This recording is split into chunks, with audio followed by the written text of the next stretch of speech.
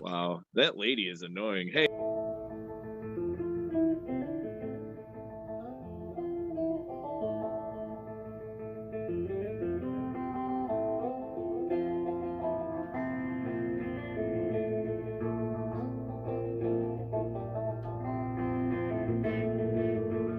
Hey, welcome to the film section, season 2.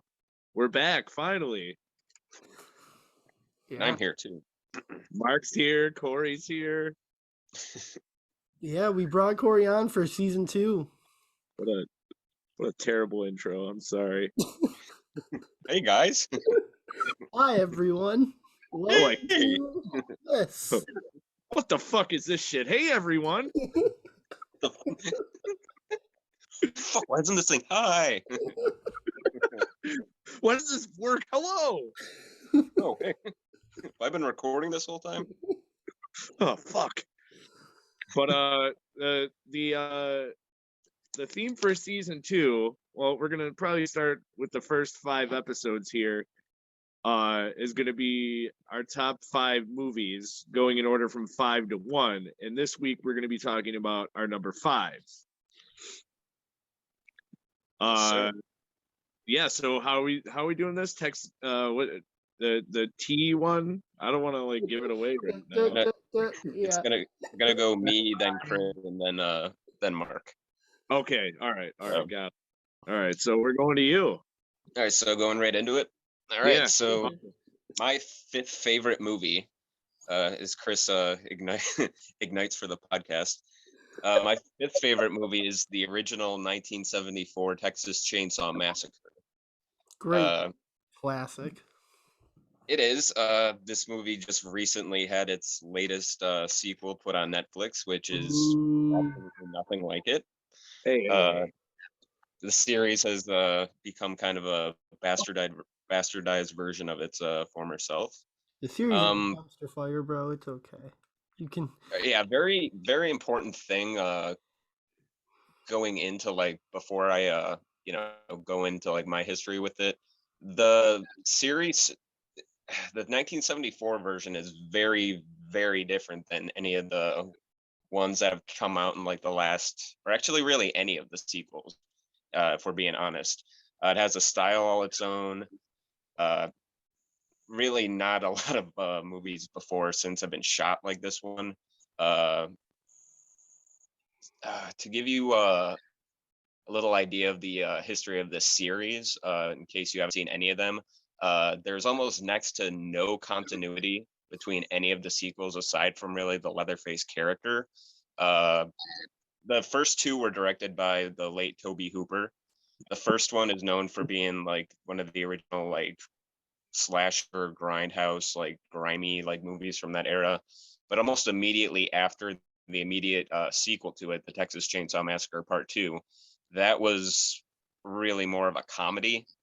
It's a good comedy, but after that it kind of just goes into generic slasher territory. Now reason that I chose this as my number 5 movie is because when we talked about like Freddy, Jason, Michael Myers before, and I like all those like iconic characters, but for some reason like I don't have like nightmares about them or anything. You know what I mean? Like they're fun to watch, but I've never been like scared of them. I remember the first time seeing a Texas Chainsaw movie though, that like really stuck with me. Like we had woods behind my house. My older brother would tell me like if I wasn't good, Leatherface was gonna come out of the woods and fucking How old were you when you first saw Texas Chainsaw Massacre? Well, the Texas Chainsaw Massacre. I saw the Part 3 first, and again, not necessarily a great movie, but when you're 7 years old like I was, it'll scare the shit out of you. Yeah. And also, this was back when before the internet, and a lot of people thought this movie like actually had happened. I mean, when you look it up now, it's like, okay, no, it was based on a very, very loosely based on serial killer Ed Gein, the same way Psycho and Silence of the Lambs was. Hey, we found out when they made an Ed Gein movie with Steve Railsback. Oh yeah, Steve. I just wanted to talk about Steve Railsback real quick. Actually, not a terrible movie. No. But no, I saw part 3 first. Again, not the best one. Then I did see this one, and this one genuinely kind of fucked me up for a few days afterwards. And I think I mentioned this to Chris before. Like, yeah, it's a movie about a guy chasing around people with a chainsaw. But what's really like scary and creepy and really memorable about this movie for me personally is basically like the first half, because this has like the most like foreboding first 45 minutes of any movie I've ever seen in my life without even like really trying really. It's basically takes place in the middle of a heat wave in Texas. 5 teenagers, one of them's, or I don't know, I should probably say early 20s kids, one of which is a heavy set man in a wheelchair named Franklin. Oh God, everybody's favorite character. No, they end up running out of gas on a long stretch of almost deserted highway in the middle of nowhere in Texas. They initially stop at a cemetery where there have been reported grave robbings because one of the main girls, Sally, her I want to say it's her grandfather or her grandmother was buried there, and she's checking in to make sure the grave hasn't been violated at all. Mm-hmm. And even like the opening shot of this movie, it's basically the credits with the sound of somebody digging a hole and like kind of muttering to themselves with like that clanky guitar screech, like that light bulb sound. Yeah, they actually made that sound effect with a piece of like metal scraping on a guitar. That's insane. Yeah, I mean, and like even the ones that come out nowadays all still have that exact same sound effect. But no, they initially, this whole movie is almost like one big misunderstanding, because they end up going to relatives like family house in the middle of nowhere. Again, they ran out of gas. The first 2 of them that go wandering off discover what's initially in sequels is called the Sawyer house. Very intelligently don't knock or just kind of invite themselves in, where they're dispatched by the series main character Leatherface, who in the original is very sorry. It's not an orphanage, right? It's not an orphanage. Oh no, it's not an It's a family home. It's at an orphanage in the middle of the woods, like the new one. Well, dude, not to interrupt you, but the first time we see Leatherface, I still, to this day, I think is the scariest Leatherface, like is the scariest image of Leatherface ever. Just that when the guy goes into the house and it's Leatherface against that like bright red background with all like the shit on the metal door slides open and he's standing like a yeah. It's such an iconic image, and it's like no other Texas Chainsaw movie has been able to replicate just the sheer terror of that shot. Oh shit! Oh, there you go. Yeah, that what? Yeah. It's getting green screened out. Yeah, I realize the original old school. Oh, there we go. I have the steelbook of it. Hold on. But this slipcase. Oh, there we go. There we go. That's better. Oh yeah. This slipcase is like him standing with the red backdrop. That's why I went and grabbed. I don't know, like that's the thing too.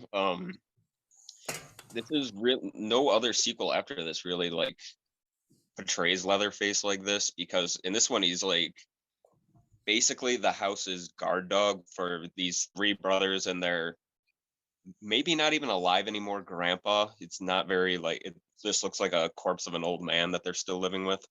Yeah, but then he moves and shit sometimes. Yeah, he moves, and it's like looking at him, it's like you think like, wow, this person is dead. Then all of a sudden, like his head will move or something. It's like, oh, he's still kicking. Mm. But no, these teens go in one by one, and really like one of the scariest like or most dreadful like scenes for me is when the last 2, Sally and her brother Franklin, the one in the wheelchair, It's already nighttime. None of their friends are coming back. They're in the middle of nowhere. This is 1974. They don't have cell phones. They have no means of even getting out of like where they are. They have the headlights of their car like just pointing into the woods while they scream and honk the horn.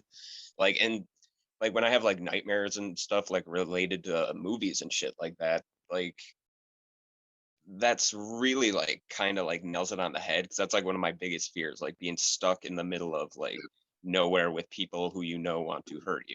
You know what I mean? And yeah, I mean, some people paint this as like a really, oh, just another generic slasher horror, whatever. It's relatively bloodless for the time. It's Yeah, mostly that's what's crazy. And it got an X rating. Did it yeah, really? Yeah. I didn't know initially, yeah. that. It's I mean, this movie is like, it's known as one of the most like gory movies like ever, and there's basically no gore.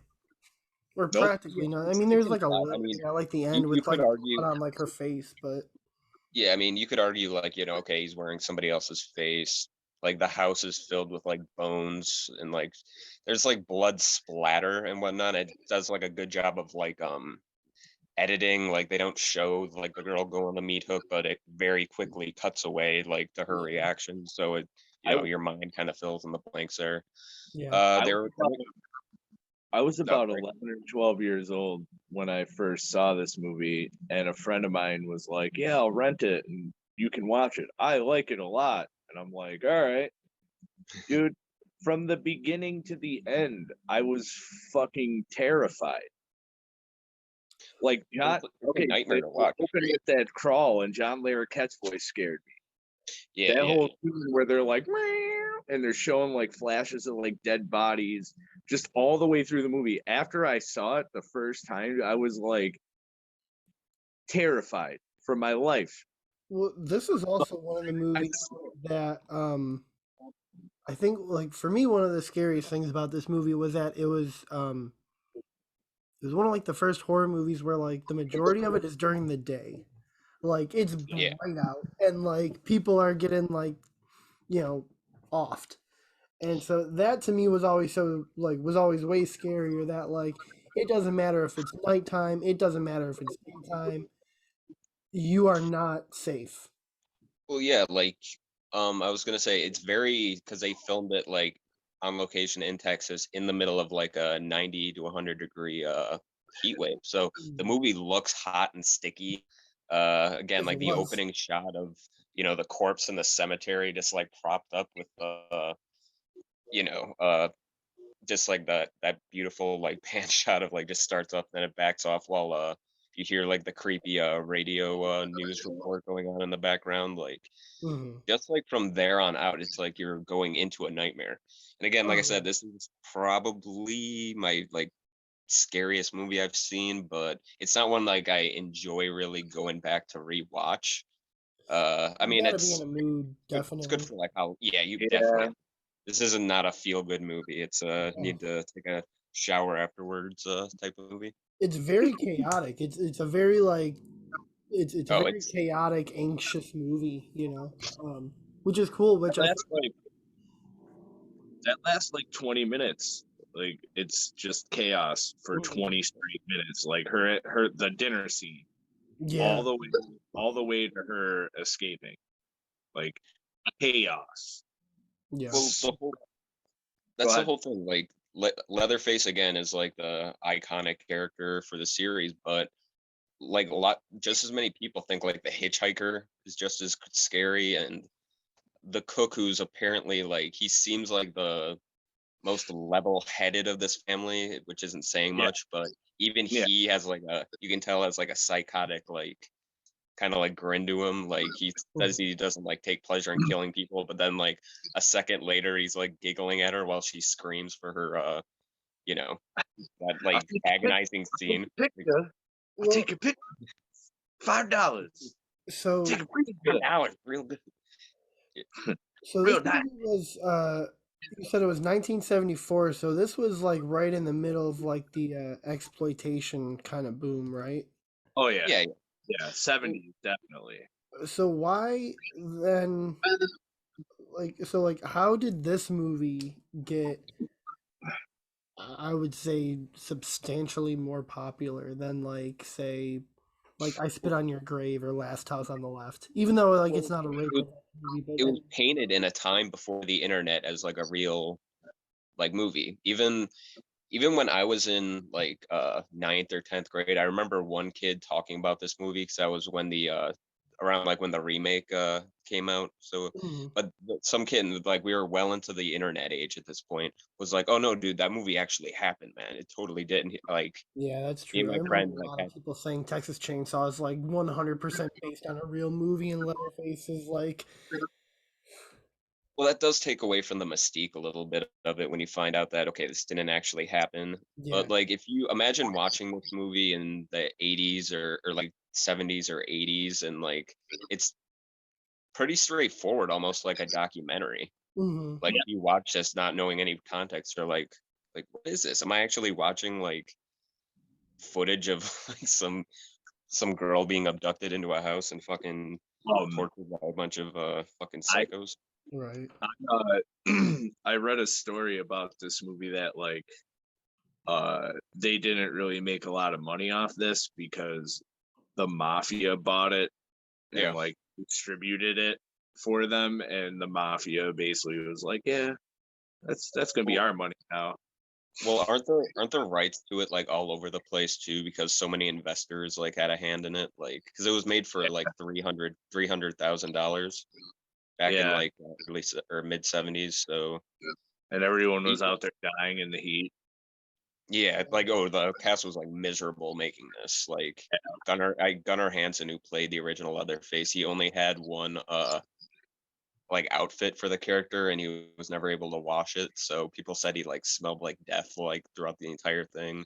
The cast all like hated each Maybe, other. Like when you see maybe like the it helped. sweat and grime on people's faces, that's real. You know? Yeah, maybe it helped.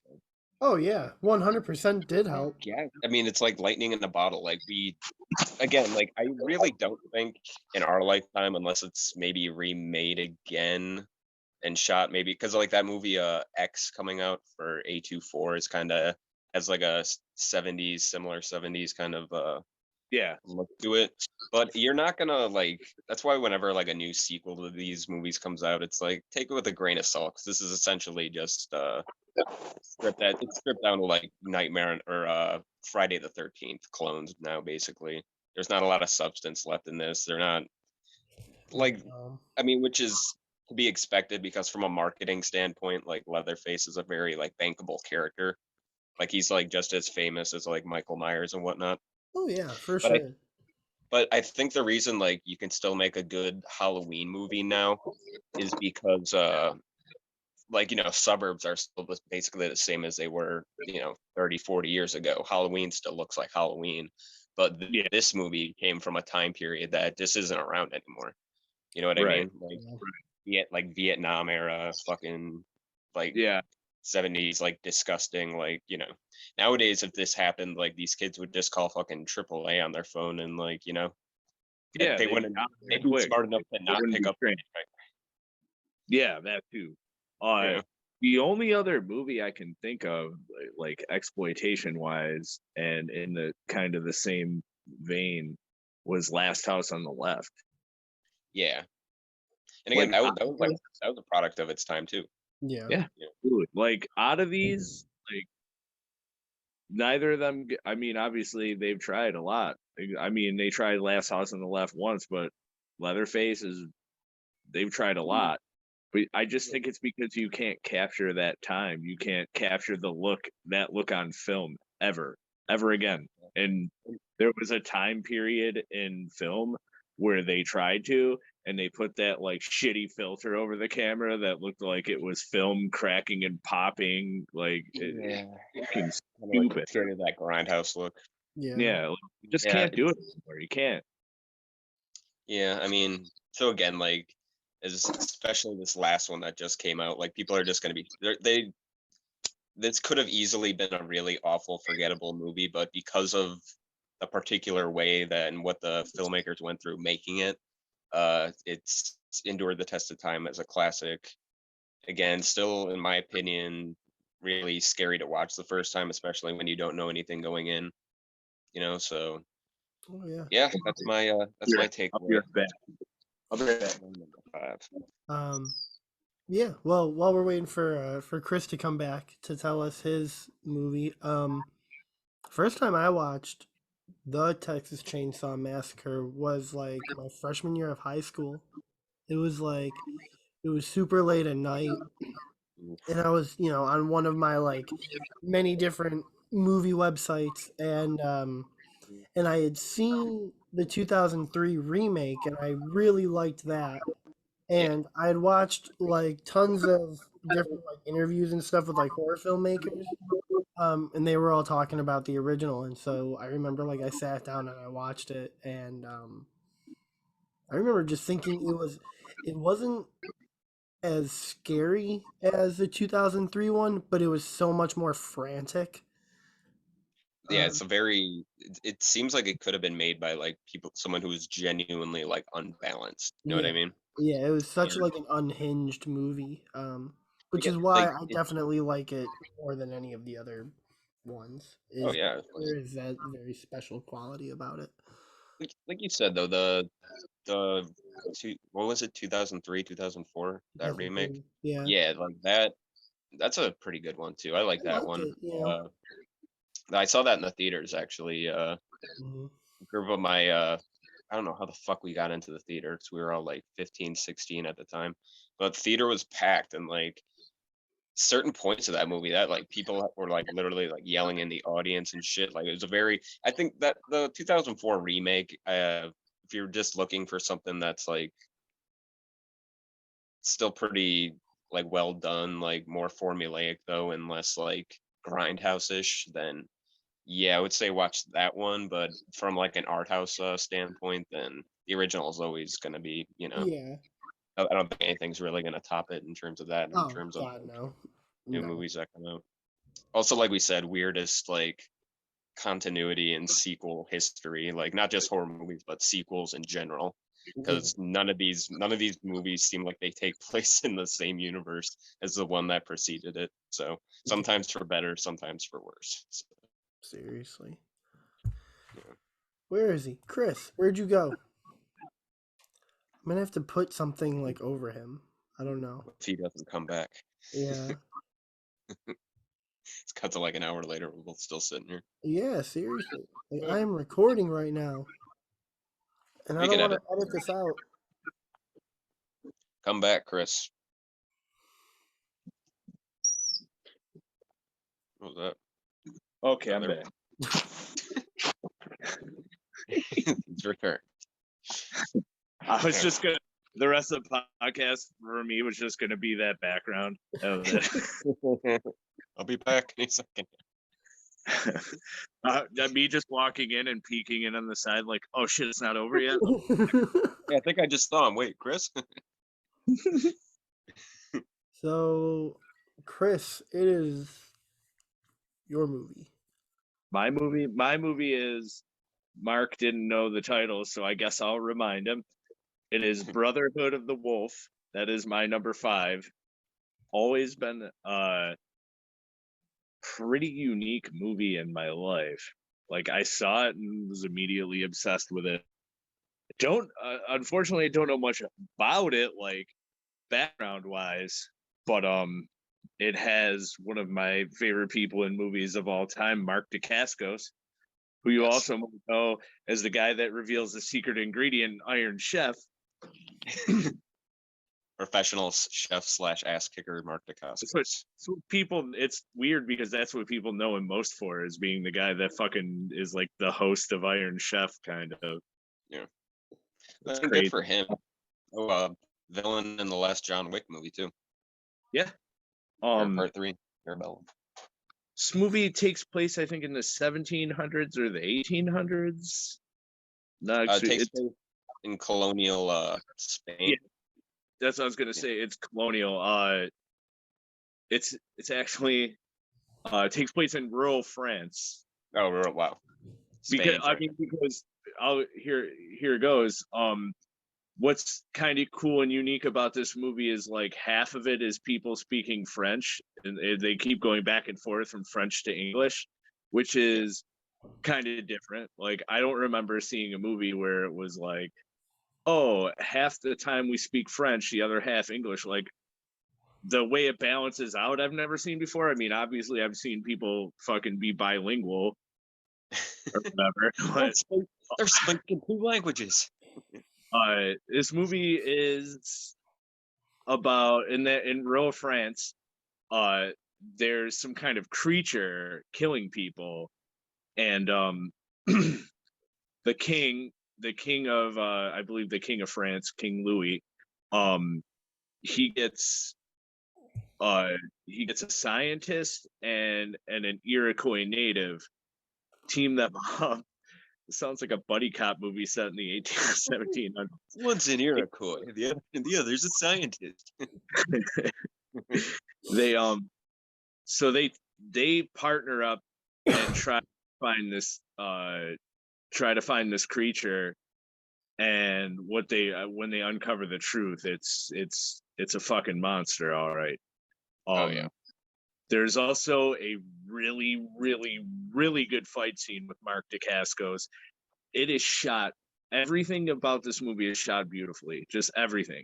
The wardrobe is pretty fucking accurate. Just the way it looks is insane. It's just a beautiful movie, and it, like, the fight scene, the scenery, and the cinematography is so good. It's hard, you're like distracted from watching the fight sometimes, but it's a really nice fight scene. Just fucking looks beautiful. Unfortunately, I don't have a lot to say about this movie because that's kind of it. Well, it's like you said, this movie is kind of like three genres all put into one. Yeah. And a lot of movies like that are messy, but this movie is like, A, it's a great fucking creature movie. B, it's a good, like, it's a great action movie, and it's a great like time period movie too. Like it just kind of like nails everything that it tries to do. And like you said, it's like, Go oh no, ahead. sorry. No, No, go ahead.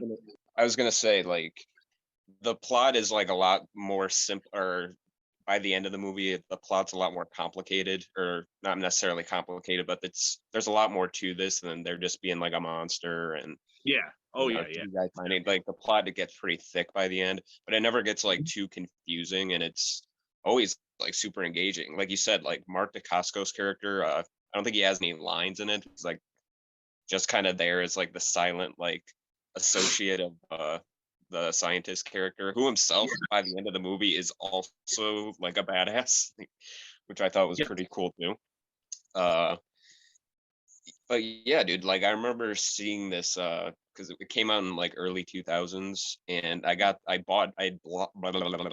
blind bought the DVD for like $3.99 used, and again was kind of blown away by it. I was like, holy shit, this movie's like this is like an Oscar caliber creature feature almost. This is it. I mean, Cory, you might know. I don't know if Mark knows, but I feel like he does. This is directed by Christoph Gans. I know that name. I know that name. What did he? I don't know what the fuck else he did. I don't know, but that's a cool name though, isn't it? Hell yeah, dude. Hold on. Yeah.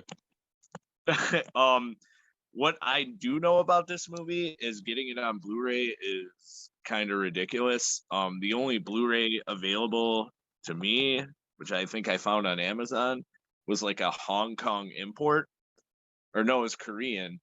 And it plays on my PS4. So, if you were interested in that shit or upgrading, because I think the DVD's out of print. Oh, you mean this DVD? Yeah, that one. The special features of, it has deleted scenes and cast and filmmaker bios. It's one of those old DVDs. Hey guys, he directed the Silent Hill. Oh, Oh, cool. yeah. Huh? So I was gonna say that's not a terrible movie. Yeah, the first one It wasn't. The problem Silent Hill has had nothing to do with the way it was directed. So, you know. No, not at all. I think the only he directed that live action Beauty and the Beast movie. Oh, well, Yeah, Oh, I mean, mean, wow. I mean, I mean, good for him, but fuck, that movie sucks. well, it's he had not Beauty and the Beast, but like you said, Brotherhood of the Wolf. It's a gorgeous looking movie. You know, absolutely, even the fight absolutely. scenes are like, majestic. What he directed a bunch of like little stuff. Like he also directed Mark Dacascos in an anime adaptation called Crying Freeman, which is shot pretty neat too. And I think he did a story in this movie is like a real underrated anthology called Necronomicon Book of the Dead. Yeah, And the like, H.P. Lovecraft. yeah, it's an anthology, pretty underrated. I don't know if it has a release either, but it's a pretty cool anthology. They used to play it on like Sci-Fi Channel and shit all the time back in the day. Yeah. This movie needs some more love. Like, not even to have a United States Blu-ray release at this point. It's ridiculous. This shit is ridiculous to me. I like the review on the back of the box. An action-packed extravaganza with kick butt martial arts and spooky thrills. Which is accurate. Kick butt martial arts, not butt kick martial arts. No, like I think this movie was like well received critically. It just, like you said, it doesn't really have much of an audience because there's not a lot of people who want to go into a half subtitled like period piece / monster movie. It's also an hour and 50 minutes, or not an hour and 50 minutes, 150 minutes, which is 2.5 hours. Yeah. Never boring though. And it does a great job on the creature reveal. Because at the very beginning, like you kind of get a glimpse of like how big it is, but like you still have no idea like what it actually looks like. Yeah. And by the end, it's like love this. I love it. I kind of want to watch this now. Let's stop the podcast and just go watch it. I grabbed the Blu-ray to take a look at it. Now it's sitting out. I might have to fucking watch it after this. I haven't watched it in a really long. I mean, I bought it, but I haven't watched it in a long time. Like, yeah, me neither. Actually, yeah, just talking about it kind of makes me want to go revisit it. Yeah, Mark, you would like this movie. Yeah, I think you would. I think you would like this. You should give it a shot for sure. So what's your number 5, Mark? My 5th favorite movie is a movie called Stand By Me. Oh, there we go. It's a classic, man. Yeah, it's also one of my favorite Stephen King stories, which is called The Body, and I first saw Stand By Me I think when I was in like 8th grade, and I just really liked it. It was just when they're in like their little treehouse playing cards, and Vern comes up and is like, "You guys want to see a dead body?" And it's literally just these 4 kids walking across town just to go see a dead body. And it's it's really one of those like movies where it's so much more like the journey is the destination, which I really like. And the story I read in like I think it was my junior year of high school, because we were reading Shawshank Redemption, which is in like that same book called Different Seasons. And while we were reading Shawshank Redemption, I was also reading The Body because I was like, "Fuck it, I'm gonna just read this one." Yeah, I just loved it. It's so good. It has like a young John Cusack, River Phoenix, R.I.P. Who else? Corey Feldman, Jerry O'Connell, Kiefer Sutherland. Like it's Kiefer Sutherland, and I thought he was like the biggest asshole. Like after seeing this movie, such a good '80s bully. Like, such an asshole in this movie. Yeah, and then like the time period is really cool too. Like I like movies that are set in like the 50s or 60s and have that kind of like aesthetic to them. Those are just awesome. And the song "Stand By Me," the song is so fucking catchy. I Yeah. every couple months or like couple years or so, it's funny because I get that song that they sing stuck in my head, and I'll just Paladin or The whatever. one that they're walking along singing. it's have gun will travel is the heart of a man. Oh yeah. A knight without armor in a Savage land. Yeah, it's so good. It's so catchy. Yeah. Would you say this is the best non-horror Stephen King? Yes. I think it's like, For me you personally, well, it's my I mean objectively. favorite. It's definitely my favorite non-horror Stephen King. Oh wait, no. Well, no, I lied. It's not mine. Like I will say that like Shawshank is pretty incredible. Like just on Yeah. like an objective standpoint, Shawshank is fucking incredible. We'll get to that 'cause it's on my list. I mean, even the story, like Rita Hayworth and the Shawshank Redemption, is even a better written story than The Body is. But This also has a great scene where they're telling a story about a really large man who eats rhubarb pie. yeah, it's so good. I mean, that's Oh, one of yeah. the things that there's so many like iconic scenes where Absolutely. there's that one. There's the leech scene where like they have all the leeches all over him. The train dodge scene obviously is iconic. Train! Yeah. Chopper's sick balls I think is hilarious. Yes. I think it's rated R really just because of the language, but it is definitely a movie that like 13, 14-year-olds like should watch. It is a movie like perfect for that. It's timeless in that regard. I mean, people, or I mean, if you're around that age nowadays, like you can easily pick this movie up, watch it, and like relate to at least something.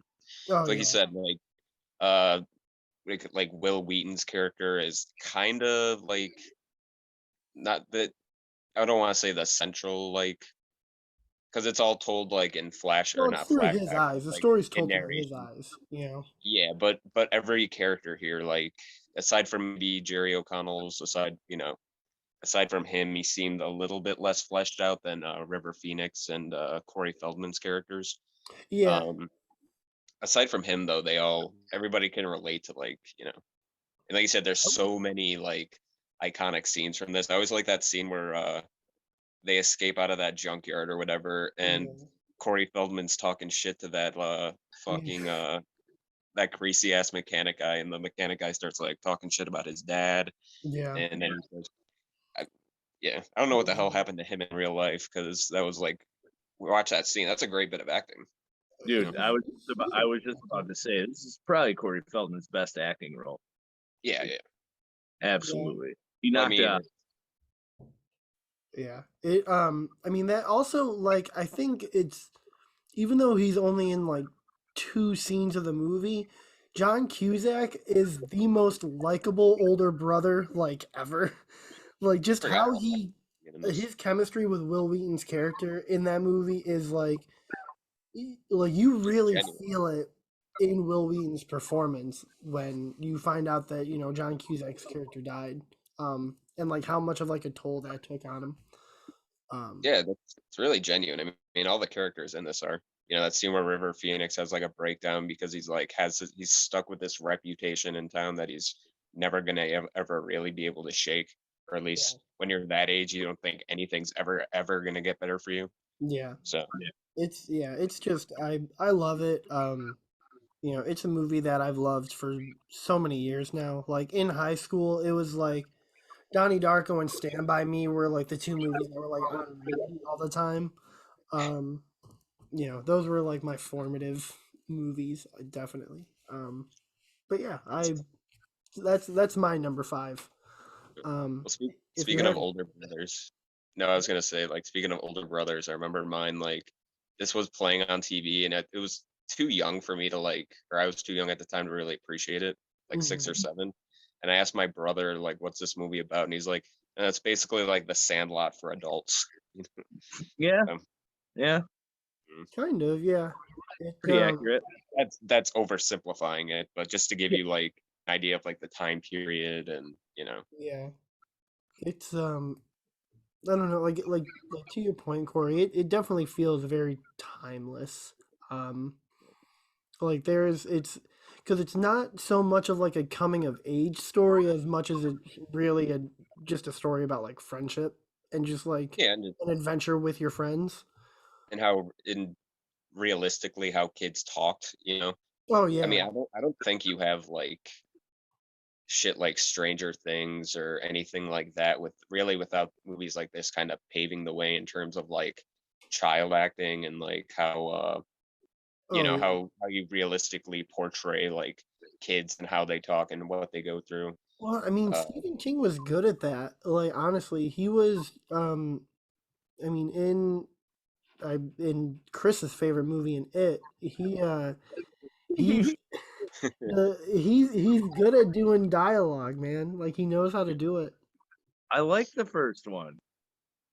Well, no, I'm talking about the book. But Oh yeah. Oh, I definitely yeah.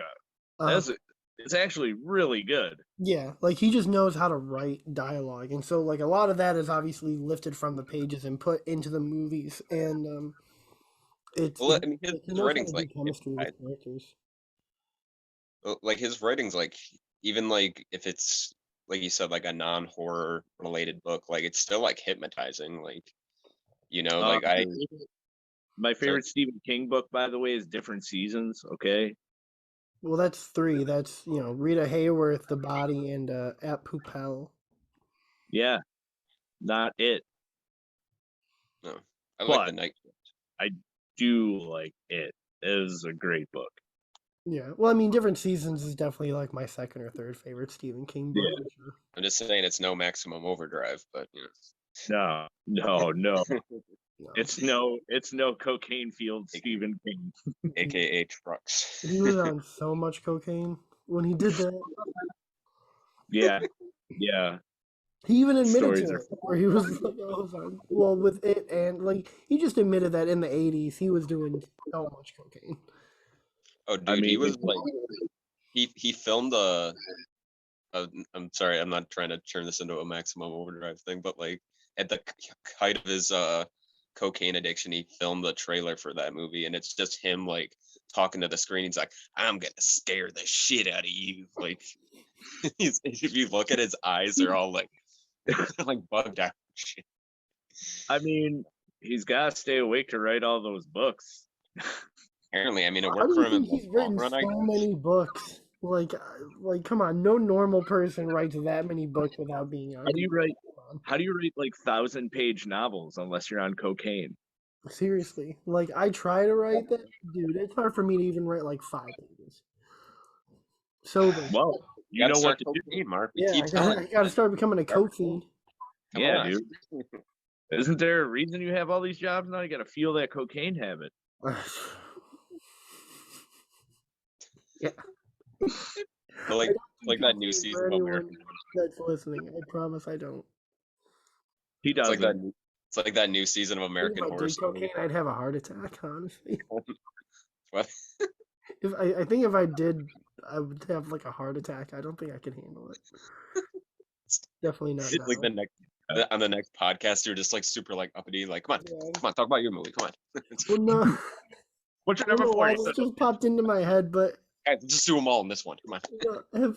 I don't know why this just popped into my head, but do you guys remember that episode of Family Guy where Peter does crystal meth and like they go to Meg and then they go back to Peter and Peter's hair is all up and his eyes are bloodshot and he's just like, "Oh, I'm so fucking ready," and he just jumps up through the ceiling.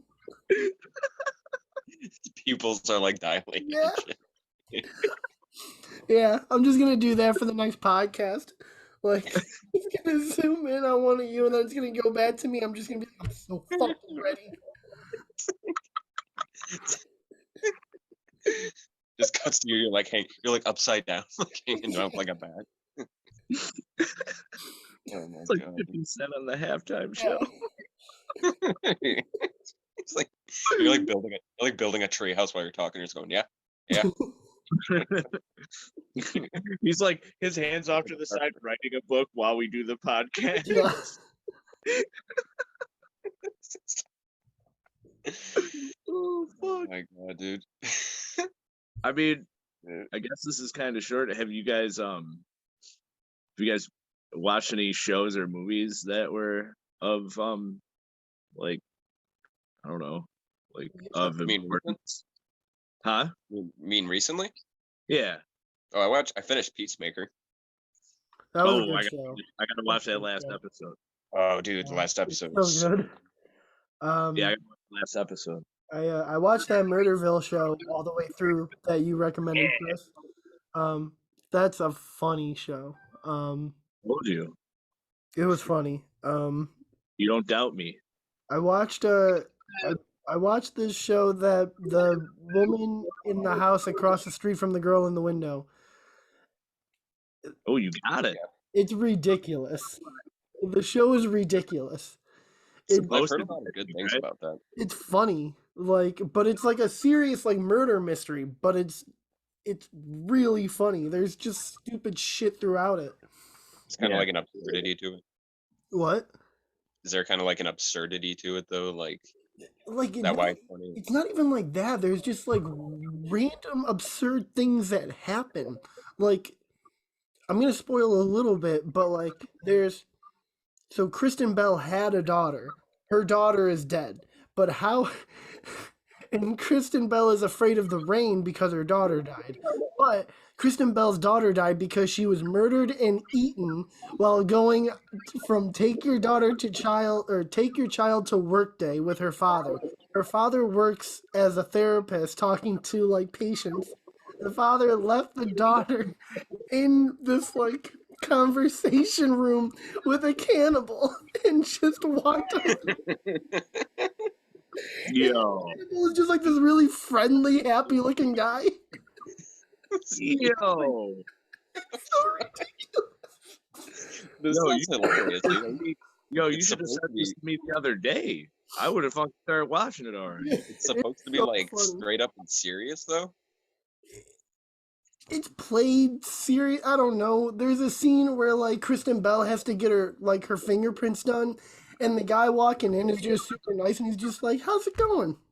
How's everyone doing today? All right, I just got to get your fingerprints right here." And while he's like taking her fingerprints, he's just like, "How's your day been? Good? All right." Like that's just how the show goes. It's ridiculous. It's definitely worth a watch. I'll have to check that out. Oh, I finished the first season of Barry too. Oh, That's such a good fantastic, show. dude. That show gets. I was telling Mark, dude, that show gets fucking dark in its last couple episodes there. For as funny as it is, like it definitely gets dark. Like Dude, there's when he dark when he shit. had to kill like his former or his friend from the military or whatever, because he like implies that he might go to the cop. Like that scene, that was like fucking dude. That was like a major turn for it. Hey man, calm down. Yeah. You're not supposed to snort that much at once. Yeah. As it drips and you start coughing. Wrong pipe. Oh shit! Getting wild. Thing is the wrong pipe, bro. No, wrong. I've been watching Power. Oh, Kim from work got you. Yeah, I said I'd try it, and I don't know, dude. I feel like it's a soap opera, but I don't want to stop watching it. Like, it's kind of like The Wire in a sense, but more ridiculous because you're watching these criminals in the criminal element, but you're also watching this task force that's trying to take down these criminals. So it's like, I mean, it's like equal. But the acting and the way it is, it's like a soap opera too. I don't absolutely love it, but obviously I've kept watching it because it's holding my attention. It's decent. Like I'm not gonna go out of my way to be like, hey, you should watch that. Like some stuff might not be for you. I mean, whatever, but I don't know. I like it. It's fucking stupid fun. And there's probably the most nudity I've ever seen in my life in a TV show or a movie. Rock on. This is almost like pornography. Every episode, there's like 5 sex scenes. Some I red, thought, red shoe diary shit. yeah, I was just about to say for a minute, I thought I was like looking at my guide. I'm like, oh, it is Power, not Red Shoe Diaries. But I don't know, decent shit. People compared to that show Empire that was on Fox, Empire is way more hokey. This is a little more serious. Yeah. I don't know what else. Oh, I watched 2 nights ago. I watched a movie called Cheerleader Camp from like 1988. Oh, with Leif Garrett. Yeah, terrible. Oh yeah. What an awful movie. Like So, not even there. Well, watch the good bad flicks episode of it. there was some really funny shit. Like Leif Garrett and his friend, who's like this portly dude, do a fucking awful rap. Oh my god, this is the worst fucking thing I've ever seen in my life. Yeah. The beat is just like a record scratching. Like I said, like that good bad flicks episode like plays that in its entirety, and he's like, this actually happened. Like, and they just played like that whole Dude, rap thing. that is what goes through your head when that scene pops off. This happened on film. It did not hold my attention, so I think I turned it off because it was bad. Yeah, It wasn't like bad good. Like it was just bad. The last couple movies I've watched have been kind of disappointing. Like we already talked about the new Texas Chainsaw. That was fine for like a gory, turn your mind off movie. I mean, not a good movie, don't get me wrong, but like worth the watch, I guess, the same way some of like the other worse sequels in that series are. And I watched the new Scream movie. I think I told you guys that. Oh I'm yeah, still waiting for that to come up on or be available on streaming. Oh, I watched I really do want to see it. I don't know if I told anyone. Did I tell any of you guys? I watched it. Yeah. Yeah, you can just. Yeah. You recommended it. Your literal words were, yeah, watch Texas Chainsaw and then watch the new Scream to see how it's actually done. Oh no, I said that. Yeah. No, okay, sorry. Yeah, it was good though. I really liked it. Halfway through, I was like, do I really like this, or is it because I just watched that Texas Chainsaw movie? My only gripe with the movie is that the reveal was kind of lame, and that like it was pretty easy to guess who it was. Other than that, dude, I had a ton of fun with it. I heard David Arquette's really good in it too. He is. He's like a new character, so everyone's good. Courtney Cox is really good in it.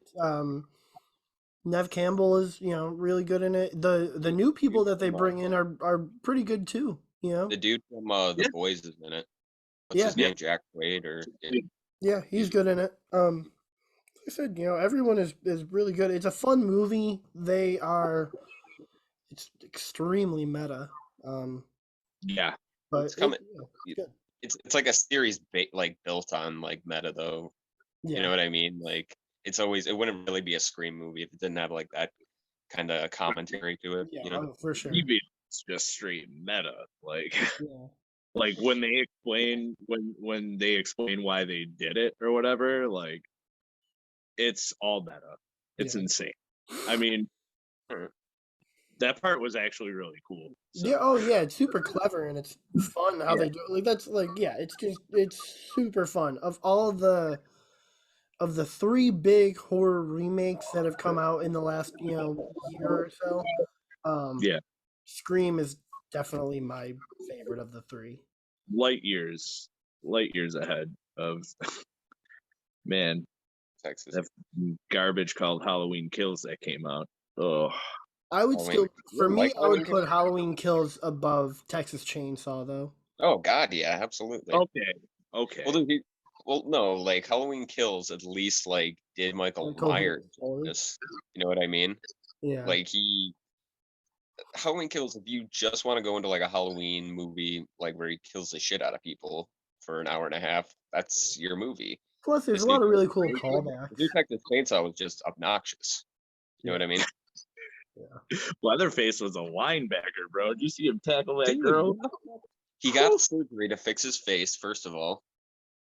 He runs Like, amazingly. normal-looking. Dude, he's in amazing shape for a guy in his 70s. You know, He's in amazing shape for a guy who's in his 70s, but looks like he's in his 50s. late 40s. Yeah. I don't know though, dude. Yeah, and the girl with the will. Dude, the ending did like kind of make me laugh though, unintentionally. Same. Like, The ending saved it. The ending is the only reason why I would ever rewatch the movie. Because dude, it's like, me and my roommate were like high as fuck watching it, and like we're giggling on the couch as like the automatic driving car is driving away. So And- slowly. So Well, slow. he's like, watch they put the GPS in wrong, and it just circles around the block and brings her like right back to Leatherface. She just won't get out of the sunroof. Yeah, so Like I told you, he's like waving the curly haired girl's like head around too. like the chainsaw at the end of the original. That's how they tie it in, dude. Fucking, I think I told you. Like, this reminds me of that scene at the end of Revenge of the Sith when Darth Vader's like, no. Or dude, you ever see Hot Rod? No. And the car is going 3 miles an hour. It's not even moving. He could walk after the car if he wanted to. He could have just took 3 steps. He would have just cut her head off too. Why the fuck wouldn't they just like, instead of like the 1 mile per hour like GPS, just fucking step on like the fucking gas till they're outside of the fucking outside of the fucking town? Like, Jesus wouldn't you want to get out of there a little faster, considering everything that happened? no. I don't know. Yeah. You need that That's just final me. shot, dog. What? You need that final shot of the movie, dog. Yeah, they definitely did. It Yeah, needs to look definitely. cinematic. That ended on a high note for me. I mean, you know, got a reaction out of me. So Yeah. Well, I I thought- remember texting Chris, like right at the end, and being like, "No, fuck this. I'm pissed. Why does it do that?" And Chris is like, "Just wait, like a minute." And then it like actually got to where they're driving away, and I'm like, "Oh, okay, that saved it." Exactly. Like, Oh, I God. think I can forgive most of the movie because of that ending. Yeah. Like, dude, so it's like, so we get to this part when he's on the bus and the dude's like, "We're gonna cancel you, bro," and I want to fucking puke. Yeah. And then immediately after, he just starts fucking destroying this whole bus full of people, and I'm like, all right, I forgive you. Yeah, like that's why like it's a fun movie. It's not good, Yeah. but it's super Yeah, fun. I Like, know. it would be really fun to just like, you know, This would have smoke been a lot, it would have been drink a lot. terrible. Yeah, like it's like It a would've been a party straight up- movie, you know? Yeah, it would have been a This is straight up terrible movie without the gore. Yeah. This is a good movie. This is a good franchise to do that with because it's not very character driven. Yeah. Like, Oh, say Halloween has like a history, it's pretty character driven. yeah. And this is the kind of movie you do that with because, I mean, you're just there. I mean, it's like Freddy and Jason, and that happened to them. Like, people are just there to see them kill people. Yeah. Yeah, there's not a lot of directions you can go like with the Texas Chainsaw either. You know, Yeah. it's not like Halloween 2018 where they kind of did something new. Like they tried. It's actually kind of funny that they tried that with the Sally Hardesty character in the new one.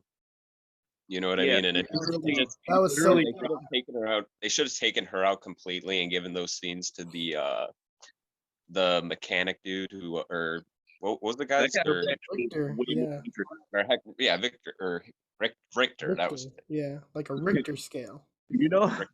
you The know, He calls it guns, the Richter scale. you do you know her fucking like the line? One of her line drops is like the exact same line that Jamie Lee Curtis uses in one of those Halloween movies. Yeah, And it's she- like I've been waiting however many years, and like Yeah. tonight, like if I, like whatever, it's like yeah, it's like funny. Like there's this scene where she comes in and confronts Leatherface with a gun, and she's like, "Do you remember me, motherfucker?" It's like, "But you didn't think I was gonna find you or whatever." And Leatherface just kind of gets up and walks away. He's like, "All right, it's okay, I'll see you later." yeah, like, it reminds me of that scene from Endgame where Scarlet Witch shows up to Thanos and is like, "You took everything from me," and Thanos is like, "I don't even know who you are." Like that's what it felt like in this, where like Leatherface was like, "Who are you?" Like, Ember. Or it's like It's been it's not like a good almost movie. 50 years since I've seen you. Like what? It's like probably nobody remembers this movie, but remember Street Fighter, the Jean-Claude Van Damme one, where like Raul Julia, who's actually great in that movie, has that line when he's talking to Chun-Li how he like murdered her family. He's like, for you, the most important day of your life was when I came to your village. For me, it was just another Tuesday. That's like Leatherface's reaction to Yeah. fucking seeing her. Well, and it's just it doesn't. There is one thing about Texas Chainsaw, and then we can probably go to like our wrap up thoughts or whatever for this episode. But the so he gets set off because the woman in the orphanage dies, essentially at the hands of these kids that are like trying to gentrify the neighborhood. But he cuts off her face and decides to wear it. Well, I mean, it kind of begs a question in the are they implying that every mask that he's worn in the previous movie Is a was woman? somebody that he cared about or a family Oh member yeah, or something? like that's like it. Because What? it is her face that he like, Yeah, it's her face, but it's like why? So like it. Yeah, so I guess that begs the question of like, so it had to have been someone that he cared that about. him being sentimental in his own mind or something. Yeah. You know what I think I think so. Yeah, like again, the Sally Hardesty stuff. So dumb. This movie, I am a fan of Fede Alvarez, but some really bad writing too. Yeah. Could have cut out all that Sally Hardesty stuff. They kill Yeah, off that's the one likable character early on. what I was thinking about. I'm like, did they put Sally Hardesty in there to be like, hey, remember Halloween and Halloween Kills? Hey, we glaringly want you to know this is the direction we're going in. But no one cares about Well, I Sally mean, at Hardesty. least in that movie, they We're trying to be Yeah, I mean, the new Halloween. We're getting contemporary, baby. We're getting with the times. But It's like like no one cares about. But like no one cared about Sally Hardesty, and the original Right. actress died in like 2014 or something. So Yeah. like, you're bringing back this yeah, legacy character that she no died one right after cared that. about. And it's like Jamie Lee Curtis, one, she's a big actress. Everyone knows who she is. Two, she's been in and out of the franchise like a handful of times. So it's like, yeah, that makes sense. I think I was saying to one of you that like you could have brought Sally Hardesty back if she was the woman that you were trying to kick out of the house. Like that Right. would have been more interesting.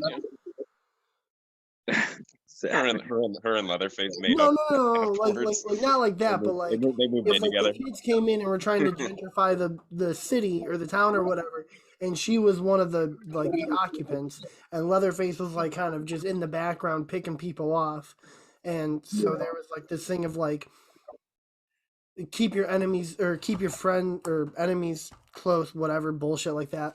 And so like there would have been like a reluctant partnership between the influencers and Sally Hardesty's character to go after Leatherface, as opposed to she just shows up randomly after the bus massacre and is like, I've been waiting for this for so long. She goes up to Leatherface and then she just gets fucking impaled by a chainsaw and flung like 30 feet. Oh, Yeah. let's not forget to mention the part I fucking groaned loud as hell at was after she gets fucking chainsawed through the stomach and then thrown halfway across the town. Hey, guess what? She's still alive and shooting him laying in the garbage can. Yeah, she Yeah, still Leatherface has is that one bulletproof, last shot. That still doesn't do anything. It still doesn't stop him. That dude took He gets shot like 7 times in this. That's what I was gonna say. This dude gets shot like 20 times with a shotgun. Yeah, she was I'm just convinced- useless to the entire plot.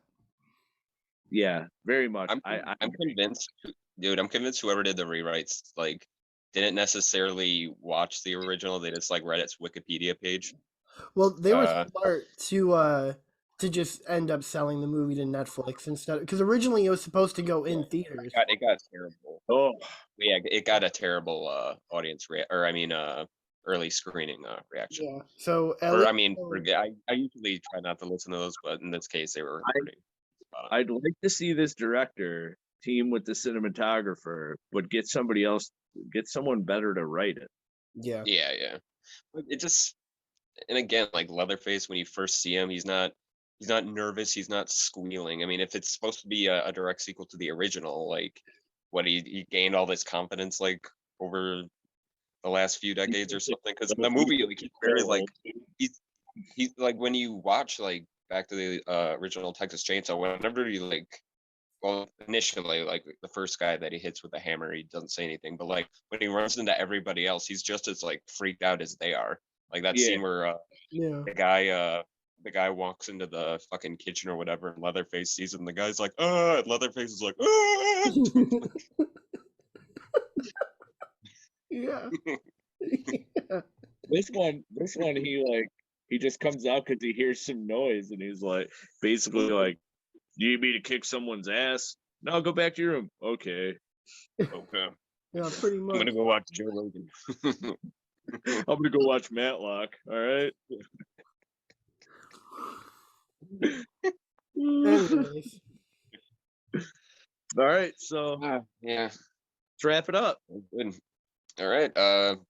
Yeah, that was fun. Watch all these. Mark, you should watch Brotherhood of the Wolf. Yes, Definitely I agree. recommend it. What? So that was our number 5s, and we're gonna come back next week with our number 4s and have more fun. The number 3s, the number 2s. Yeah. No, that was fun. I like this.